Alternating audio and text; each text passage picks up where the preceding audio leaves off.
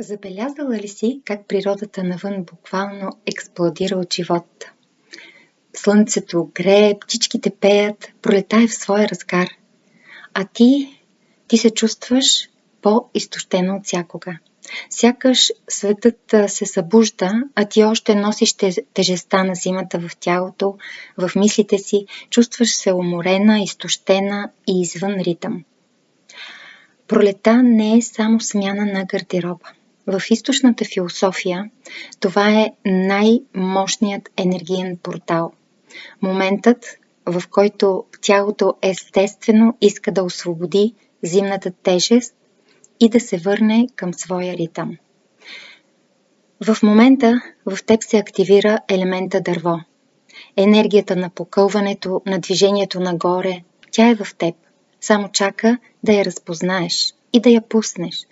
Но ако твоя вътрешен ритъм е блокиран, поради причината, че зимата ти не си се погрижила за себе си, тази енергия, вместо да те лекува, да ти дава сили, тя се превръща в напрежение, раздразнение и хронична умора.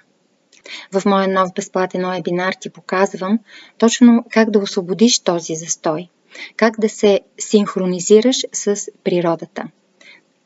Не става въпрос за сложни режими, а за завръщане към твоята естествена природа. Просто спри да вървиш против себе си.